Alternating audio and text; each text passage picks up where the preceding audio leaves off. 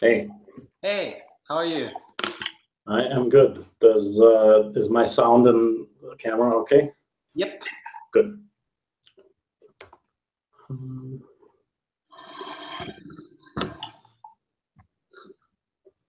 I was just turning around to start running towards the castle when I realized I had to be here at 8. So Yeah, you said. Okay. But where are you staying? I'm in my girlfriend's dad's flat on Östermalm. It's super fancy. Okay. He's away for the month, so we Yeah. borrowed. Oh, how much is it? Hello. Hello.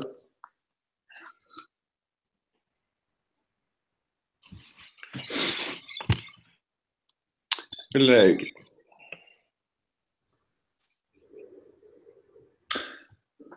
Hey, Christian. Hula hoop. Hello. So we are not going to have all that many people on. Is it on that far? Isadora is at Almedalen, so is Ulrika. And did Matthias also? No. I think they're coming now. Yeah. And Louis is going to be late. So maybe we should just get started with who we are now. And Yeah. Sure. yeah. Jacob, post it on the group. Jacob, do you want to run the minutes? Yeah, I can do that. Thank you. Can you guys see the if I send you the live stream, because we're live streaming this, right? We're supposed to do that because we're doing that right now. Because I don't see anything when I press this one. It's waiting on here. Yeah, waiting. Weird.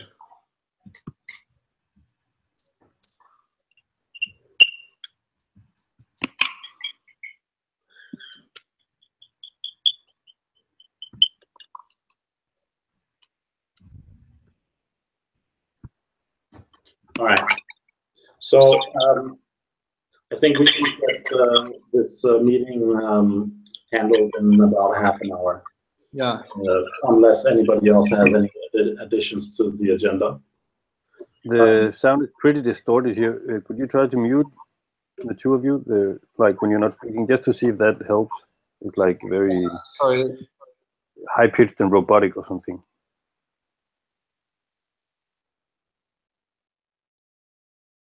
Yeah, but now no one is speaking. So we're talking about the Helm, the possibility to add more memberships to cover up holes there, and sound, maybe. What are the other topics? Yeah, so we basically only have 3 points today, and I think that we'll just go through those real fast, and then we'll see if we can arrange another meeting in a week. Does that sound good to you guys? The agenda is in the chat, Campus. Okay, so the first and most important point is that that Chris needs basically a decision on the Helm, and let me see. Let me just pull up the document, and I'll post it here in the minutes.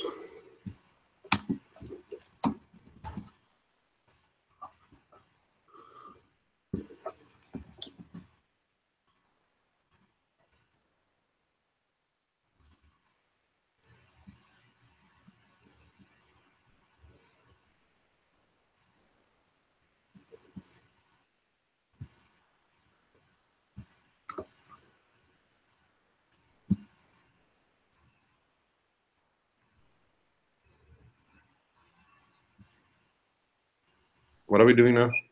We are looking at the helm and what. Let me see here. Here in the minutes is the document I have open here. So you can please open that.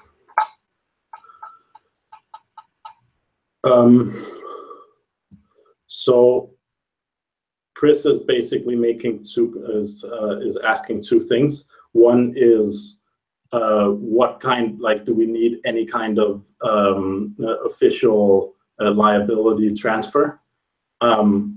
And secondly, the people who are signing up, does anybody have a veto against any of them? And if not, can we get a move on it? Okay, but are we going to do a veto on a live streamed? No, I don't think that's a particularly good idea.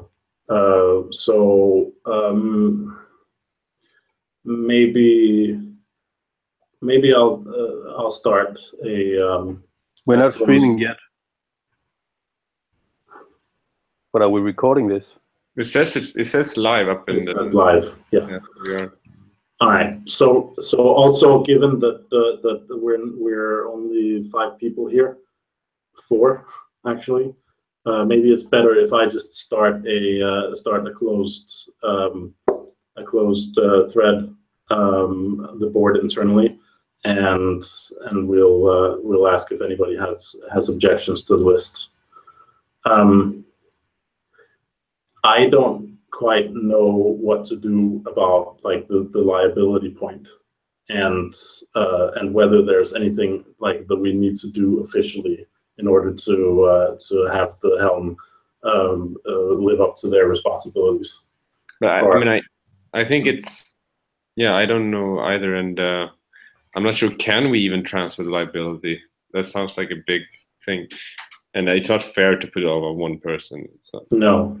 We can't transfer the liability. Like, since this organization is legally responsible for the event, the liability is still on us. Yeah, right. Like, we can't. What we internally say, whoever is responsible, is still not like a legal document. No. Right. Agreed. Okay. We would try to make a legal document. It would be very weird. Yeah. And no one would sign it anyway, I think so. No. Since this is a private event, like, I think it's very, very, very few cases where we actually would have this liability would actually like come into action. Like, there's only like a few tiny amount of possible scenarios where we actually would be liable for anything. Yeah. Like, Okay. for people coming to the event without being invited and stuff like that. That's the only thing that we could actually be like legally responsible for. Yeah. I think. Okay, so in that case, I don't really see all that much of a. Yeah,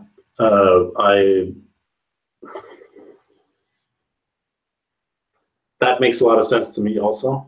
I wonder if I tried to call Chris up before this meeting and ask him exactly what it was that he needed, but I think that maybe it's just a matter of like what is necessary for the board to sign off on this role, as it will be at the Borderland. But I think it's on us. Like, we can't. yeah. So basically, it's just about us approving the choices. Yes. Yeah. So the way that the role looks now is that there will be 2 people on shift at all times. The way that I'm seeing that is that that's also an opportunity for some of the people who are maybe like not like maybe people that we wouldn't at this point trust with being able to handle the entire role alone, but who may with a little experience get to that point that there is sort of that if we distribute those roles on the schedule, so that there's one person who has a lot of experience always on shift, and the other person may not be as experienced but is learning in order for them to sort of apprentice or take on more being able to take on the main responsibility later. What do you guys think of that? Great. Yeah. Okay. Yay! Yeah. Okay. Does anybody else have anything to add to the Helm as it is right now? I feel like it's at the point where I can where I feel good about it. But then again, I've had that feeling for a long time. Well, yeah, the two-person solution just kind of did it for me. That's amazing. Mm-hmm. Thank you, Hampus, for that suggestion. Okay. It's great. Yeah. I would still like to speak to Luciano, since he's a lawyer, about like what possible situations where responsibility might actually be our liability as the board. Like what kind of things, what kind of situations that might arise where we as a board would be legally like liable. I don't think there is anything, but I think we should run it through him since he actually knows those things. Yeah. Okay. I can speak to him about that, but I don't think that will actually affect the whole process at all. No. Just to make so that we all know the legal structure of what we're doing. Yeah. Okay. Cool. So then let's move on to the next point, unless anybody has anything at the end. The next point is to the best. Like I'm going to ask you guys this: to the best of your knowledge, are there any roles at the moment that are unfilled and that need filling? And let's see. I'm gonna sign into to Trello and open the realities page just so that we have something to hold on to here.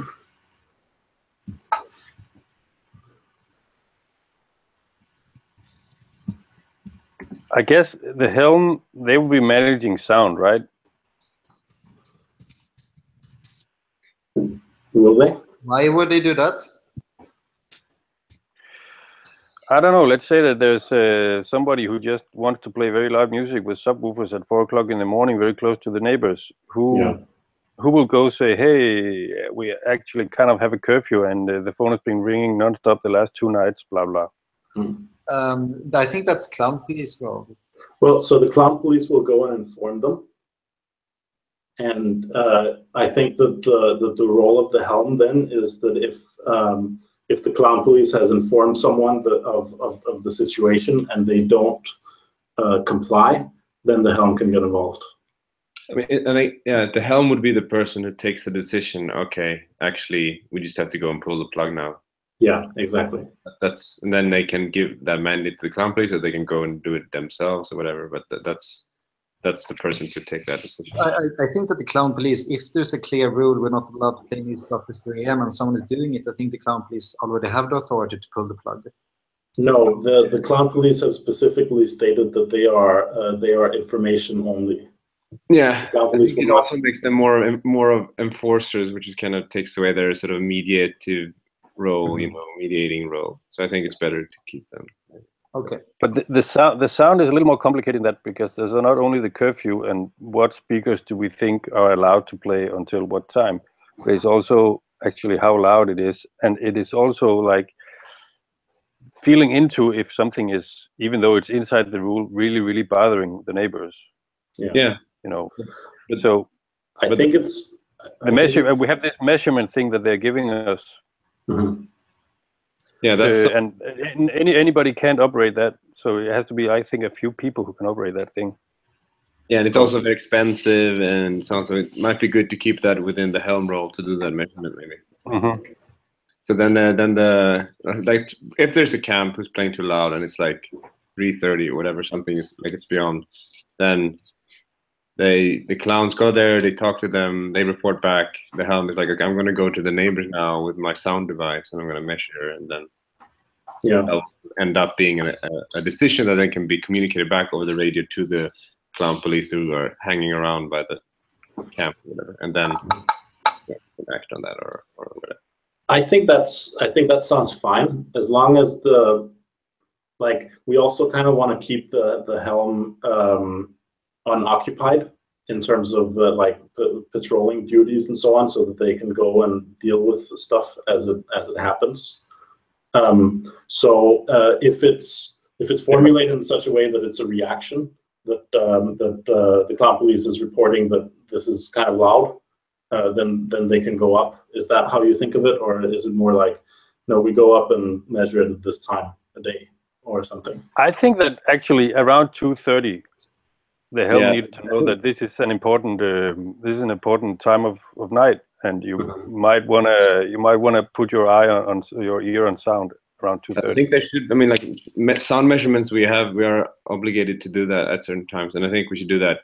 And that should be part of the helm. So there will be a few set things to do, but then in general, of course, you want to have a helm that is kind of hanging around with like Linus at the comm station, and maybe often around the Clown Police headquarters, and like moving around a bit, but like trying to stay at the center of things. Yeah. But this, I would a camp playing too loud, too late, or whatever. That's an event. That's something that just happened, which is now like under the jurisdiction of the helm or whatever. So that's something they're dealing with then. Yeah. So I mean, it's on the list of something you have to deal with now, like that you're reacting to from your kind of passive default. Okay, that seems reasonable.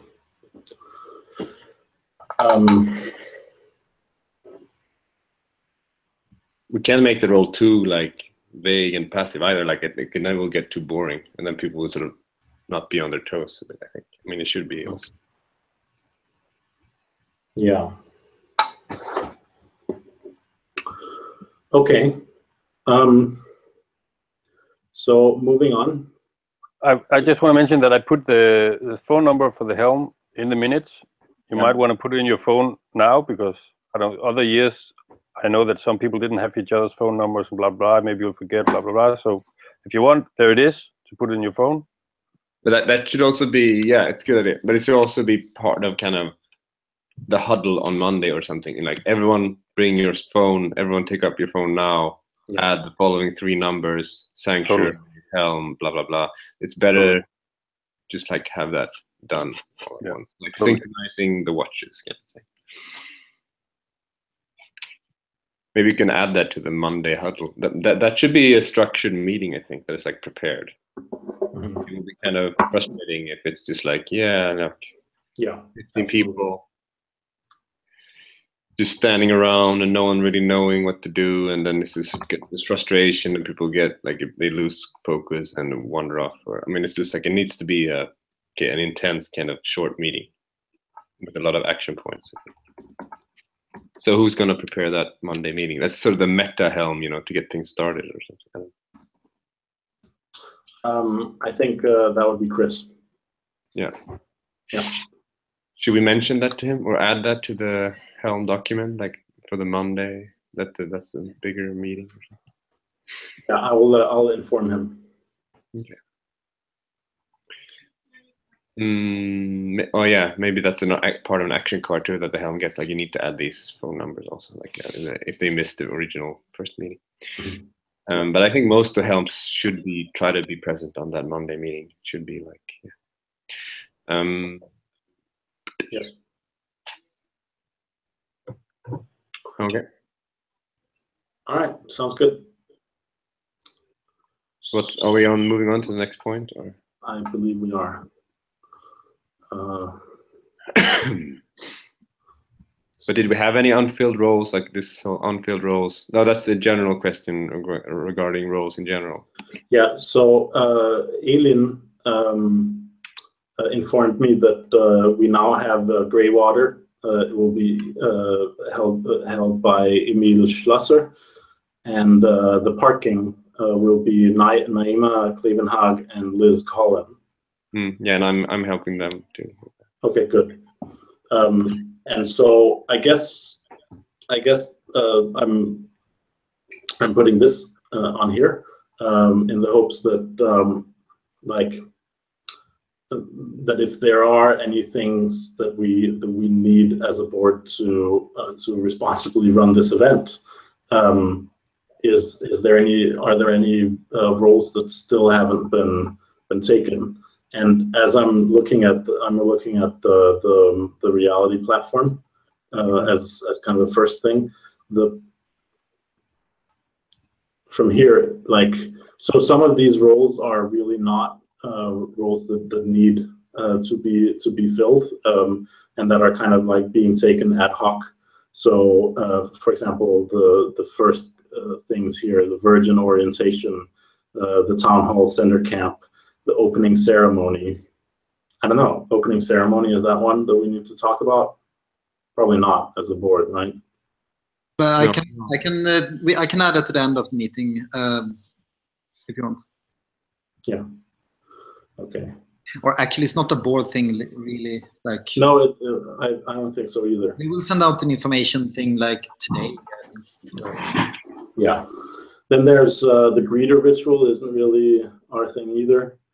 The post-mortem is our thing, but yeah, I wonder, is there anything that we need to do to prepare that? No, the only thing I would say about that is it would be really great to have a person during Borderland who's like collecting notes and observations for the postmortem. So Also, are we preparing note-taking for the Helm and for Linus? yeah, exactly, the logbook thing. Know That what's goes, happening, yeah. so that's much easier to put together the postmortem. Yeah, exactly. Yeah. Need I to think, notebook basically and a pen. yeah. Yeah, maybe. Yeah, or we could also contemplate buying like a voice recorder, just a mobile thing to have in your pocket as a helm, and you just like bring it up and like, okay, so. I think paper is much better because a voice recorder, then we will have all these recordings and people need to listen to them to convert them into text. And Well, the comm center is keeping a log. So it's possible for the helm to just call in and say like, this thing is happening, and then at the end of their shift they can go down and review the log and add information to it, and then have it be done with there. Yeah, I'm not sure. I don't know, the paper and pen thing. Maybe this actually is something that that should be handled at the meeting and not by us.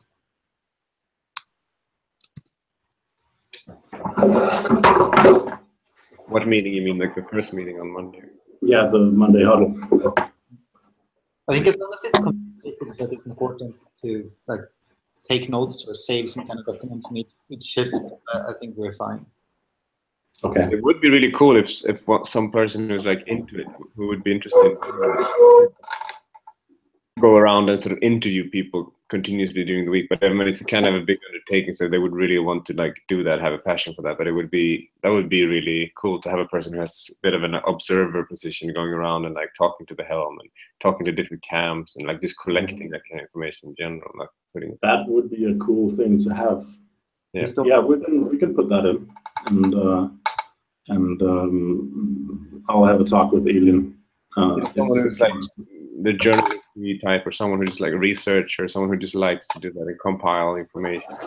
Yeah, a grad student would be good. Okay. And consent, there's no one there, and I don't know. Yeah. So moving on with the roles, then there's the drone policy. We had that one nailed. No drones is the policy. Then there's a pet policy. What's the status on that? But wait, no drones. I mean, I think we should allow like drones to film specific artwork or something like that. You know, like just no. Well, so our basis for the drone policy is what Nicholas sent out recently. Yeah, the Danish law, right? Yeah, which is kind of a draconian, in my opinion, far-reaching, that you can't, like the way that I remember it was that you can't, it's against the law to fly drones over congregations of people. Yeah, so that's what I'm saying. But if you do it like a drone for 5 minutes, just going straight above like a statue and then going down again. Never flying around people. I don't think we should be like super strict about that, because it does add a lot to. I know it was very important, for example, for the floor play, that they had Justin's photo or like film footage from that. It was like a huge difference for their movie, and very important. Okay, so do we need to do something? I think people will just sort of break the law and do that anyway. I think anyway, so I don't think we have to actually change anything. Okay, good. We'll still be very strict about like free roaming. Yeah.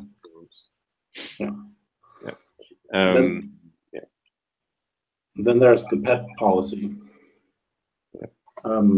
There was a discussion about this, but is there someone who is who's doing a pet policy? No.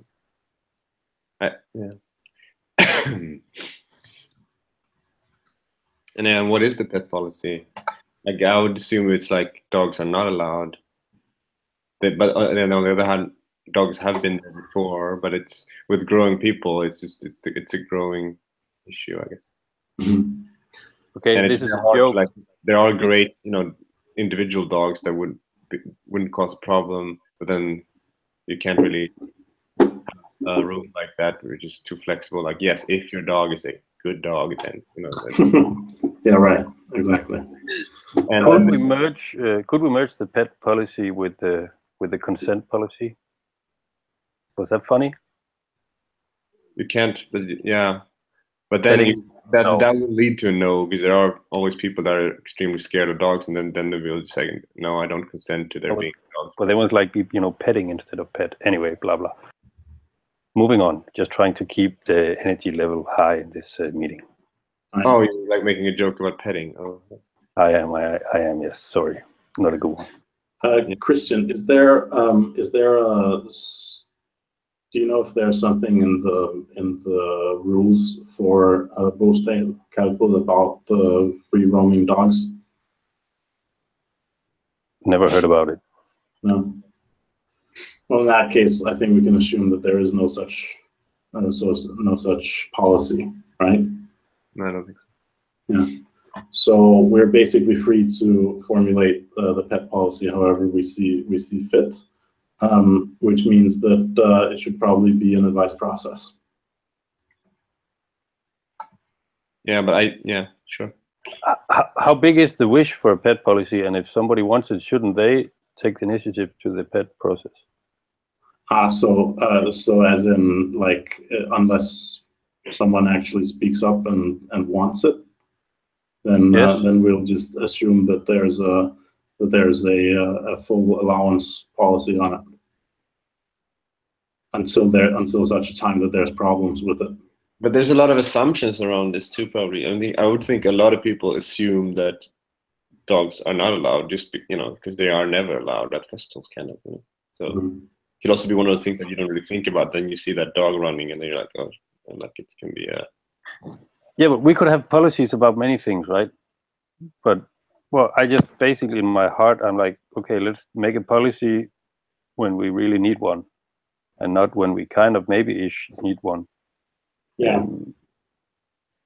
I don't know. It's just not so strong in me. Like the dog's owner will know what she's going into, and if somebody gets annoyed with the dog, they might approach the owner and say, "Hey, is that your dog?" I don't know, and then we'll figure it out. So some dogs are nice, some dogs are fucked up. I like it in principle, but then there's always these dog owners that are like idiots, and they don't take responsibility for it. We've had but there are people drinking beer who are idiots, Yeah, but it's like that it's them themselves. But it's not like an animal running. But okay, yeah. Well, but then we approach the idiot. Say, hey, I think that there's the judging from the one thread that there was about this in the Facebook group at one point. There's a lot of difference in opinion on it, and that in itself, and strong opinions as well, And I think that in itself is kind of a call for there to be a policy. Yeah, so is it the dog hater or the dog lover who gets to do the advice process? Right. Whoever grabs it first, you know, like Yeah. Could we just make a post that we talked about in the meeting? If somebody wants to do a process, then do it. Yeah, or we could just put up Christoph to do it. He's great at doing advice processes. Yeah, preferably you want someone who's like more neutral in the question. Yeah. But yeah. Okay, so let's think about that, and put it into the minutes that we may need someone to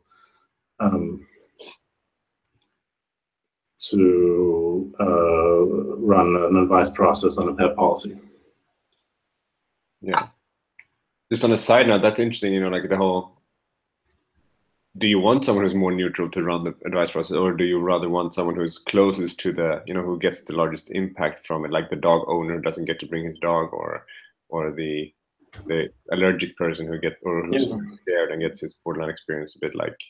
I mean, I guess the like if there's a line there, it's that if you get someone who feels very strongly one way or another about it, that they will, that like there's an underlying assumption, maybe that such a person would have a hard time changing their minds doing the advice process. But I think that's the only thing that would kind of like I don't see why it should be a disqualification at all.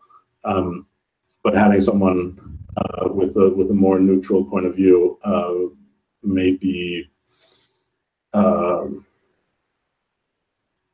maybe more objective and allow their minds to be, or their would be more receptive to advice given. Yeah. But you know, that's the only thing I can think of. Okay. So that's the pet policy. Then parking is taken care of. I just posted something on Facebook thread, Borderland, about it. Okay, fine. It's out. Yeah. So then there is a point called art security.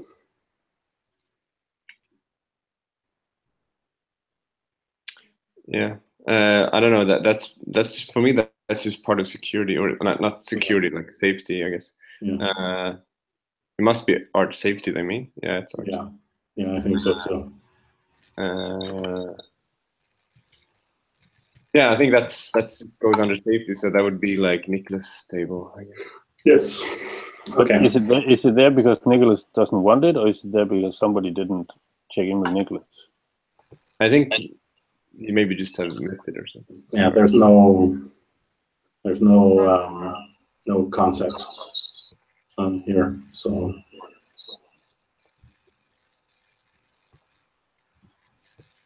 Yeah. Okay. Let's move on then.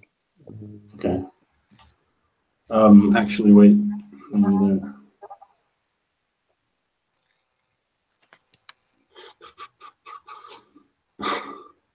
Yeah. Okay. So there's a Slack channel, but that Slack channel is archived and there's nothing in it. Okay. Next thing. Sound. Like then there's consent, but we already have a pretty vibrant consent channel on Slack. Jacob, do you have any comments on that? No, we produced an action card to go with the other action cards, like how to approach an alleged sexual assault that we produced on the Teal workshop. Mm-hmm. And Carmen and Cravette is doing workshops around this subject in the beginning of the week as well. That will involve clown police, and I think that Per is involved in that too. So yeah. Okay, fine. We'll just move along. Then the next point is leave no trace sound level monitor that we talked about earlier, with the helm probably being the monitor, right? And then the last point that's on the reality Trello board is nature protection. Any comments to that one? It seems like a general leave no trace thing, but I don't know. Like, we have a policy. Do we need someone going around like enforcing or encouraging that policy? I'm not really sure where we are on that, because it seems like opinions, like local opinions, are changing all the time. Biologists say one thing, and then other biologists say one thing, and then municipalities say one thing, and it kind of, like, it was only the slopes, right, that the municipality was really afraid of, and we're not camping there anyway. Right. Isn't that kind of what we agreed on, Hampus? Yeah, 1 second. Yeah, like the only areas that are deemed off limits is like the snake pit, you know, where the skull is done on the map. It's just a Cattonia symbol.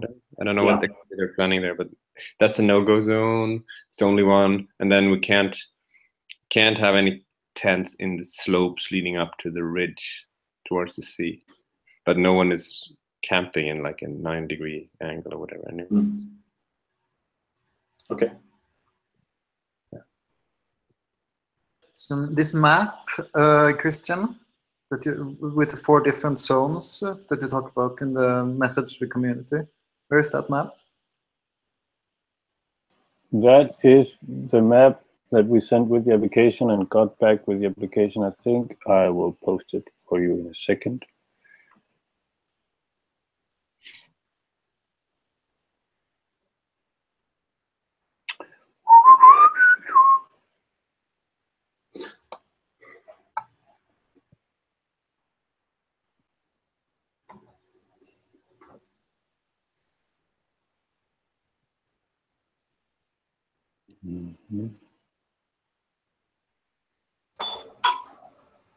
Sorry for being late, guys. I was just wondering if I could get an update of what has been said about the sound and rules and limits for the sound. Yeah, we haven't gotten to that point yet, so Cool.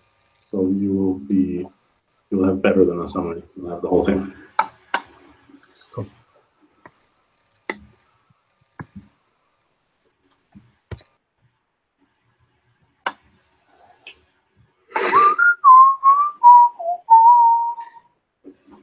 Just a second, I'm almost there.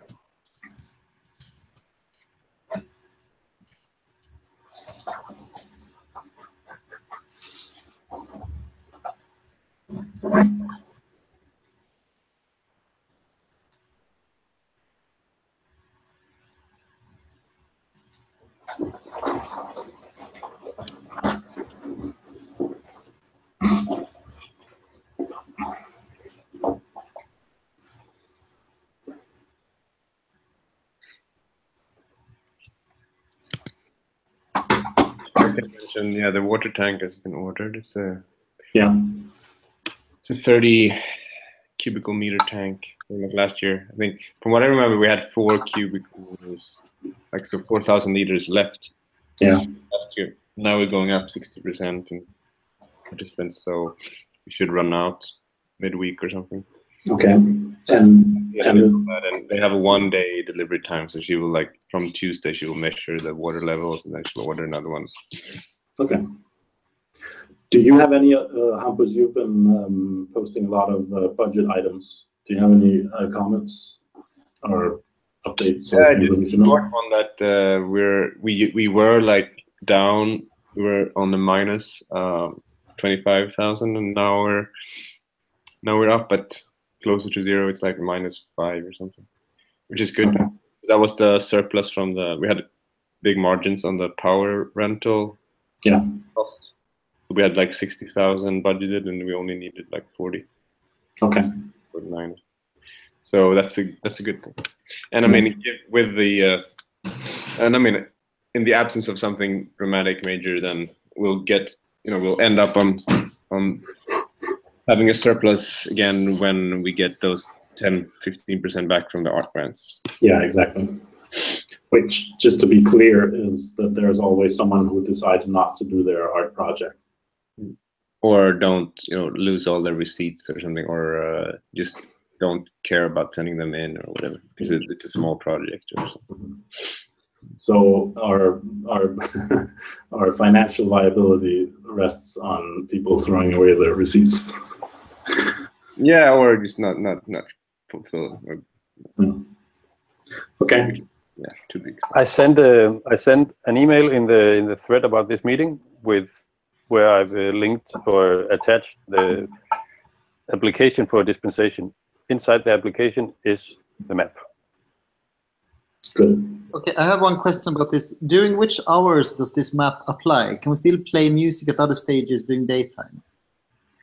Yeah, like the map is only for like big stages, like with subwoofers, stuff like that.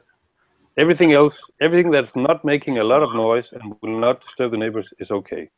Because we will make a lot of noise during 9 and like for half an hour about each night of the festival. Do it. We have no subwoofer, nothing like that, but we will be Do noisy. it. Do it. It will only be for 30 minutes. So. Do it.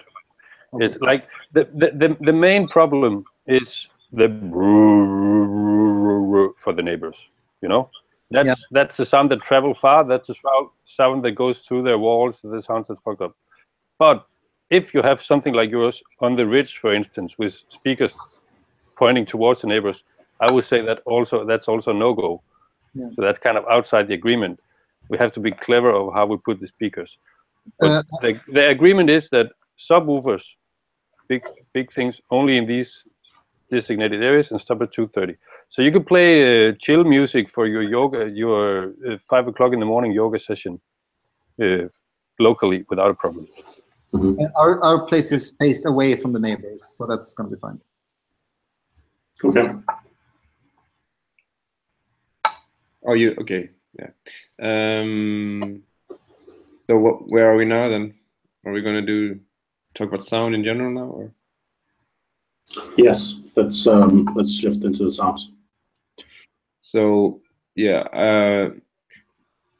I read my feedback to Christian on the document. I think we should be. I marked some paragraphs in red. I think we should maybe take them away, like the red the markings, whatever. Like that text should go. I think we should have a smaller, more concise. It's like this is the sort of these are the limitations, and we can give a small sort of background on it, but just basically saying that this is what we've been sort of fighting for. This is not like we had a much worse situation. This is what we ended up with after a lot of. I think this is. Yeah, the thing is that we already had complained about not involving the community. We can't. So it will. I think it will pop up anyway. So why not just tell it right away? Hey, one at a time, please. Okay, like Christoph, for instance, was pretty direct in his in him saying that's not the way to go. And like we just tried to shut down a thread on Facebook that we didn't like, and 2 other threads popped up. But that's a different thing. I don't know. You will. It is a different thing, but it's like, first of all, there will be complaints, so we have to deal with them. We have to answer them. Why not answer instead of answering down in a thread? Then we will have the complaint 5 times, and we have to answer that again. Then we have it in the original post. It's done. It's over with. It's explained. I don't see the problem in explaining it. I see the problem in not explaining it. Yeah, I don't know. But we also had a lot of complaints about our unclear communication and giving way too much information. Like, for example, the dream. Like there was like going into details about the whole formula and how like the algorithms were reallocating unused hearts, and that like was like a wall of text. Just like, so I also think, and we've been very also criticized for being sort of lack of clarity, lack of sort of decision, just take a decision and that's fine. So this is the decision. With this, it's not the same situation, but I'm just saying there's a lot of. Okay, it's actually underlining that we're taking a decision, And I think it's an issue that many people will have an opinion about, the whole sound thing. So I think actually many people would be okay with reading 8 more lines. It's 8 lines of text. It's not a book. I have a solution. Can we do like this? We put the really short, concise message as the initial post on Facebook. And then you, Christian, add a comment with the thing that Hampus has highlighted in red. Because then I didn't hear that. Can you say it again, because it's a bad sound? You put a really short, concise post explaining the outcome of this, and then as a comment to that, you can put the stuff that's in red now. Then it's not included in the initial post. People can choose to read the initial post if they want to, and then they can continue to read in the comments if they want to know more. Yeah, but after 3 answers, nobody will read the first comment. Oh yeah, but then they have to look for that. Like that's up to people themselves. I will have to be responding a lot more. I have to be doing like this 10 times more than I have to do. Just I really don't see the problem. It's 8 lines. Well, what's the big issue? Like we have a wiki with loads of information. We have no one reads. It's one post, 8 lines or not. Yeah, but no one reads the wiki exactly for the reason, because it's too much, and it's like I think we just need a really good penetration of this information. Like it should be just like, okay, these are the rules, these are the times, and boom. If you want to go deeper and know the whole backstory and the reasons for this, and then you can feel free to like go this and then provide it with a link or something. Okay, but then you, Hampus, you are the one talking to people and explaining it. It's not me. I've tried to do this for a long time. People will, I don't know how to. From the beginning, I wanted to involve the community because I think they. But I mean, I think this is like. Nobody stepped up to do this. So okay, now I'm doing it, and I will take care of it. But then I also need to say I will take care of it like this, or else somebody else should do it. Okay, do it your way. I mean, it's your process. That's good. I would you asked for feedback. This was just my feedback, and yeah, okay. Christian, then you choose to not reply to these messages. Like if you put that as a comment, then people can read that comment. You don't need to interact with people. You can turn off notifications from that post. Like I think this information is too important to not reach out to people. And if it's a long post that people see, oh, there's a ball of text, people are not going to read it. So. I disagree. I made a long text with the advice process around the how many memberships. It was long, and a lot of people read it, and a lot of people liked it, and a lot of people posted. On to Borderland or not? Because it was important. Because it was important, they read it. Because it was something they wanted to figure out, then they read it. But okay, but so this is one example I'm seeing now. For example, it's also about. It's not only about the people actually reading the post. It's about the people being described, like being told about the post by someone who read the post, or talked to someone else who read the post, and then the message starts like, getting perverted where on the getting changed on the way, like with the whispering game. And for example, when you start the post with like very clear, like 1, only 1 stage with amplified music in the quarry plus curfew, 2, no camping in the heart and beyond the heart. Even if you're the context, you're saying like this is what they wanted 2 months ago. Now we've changed it.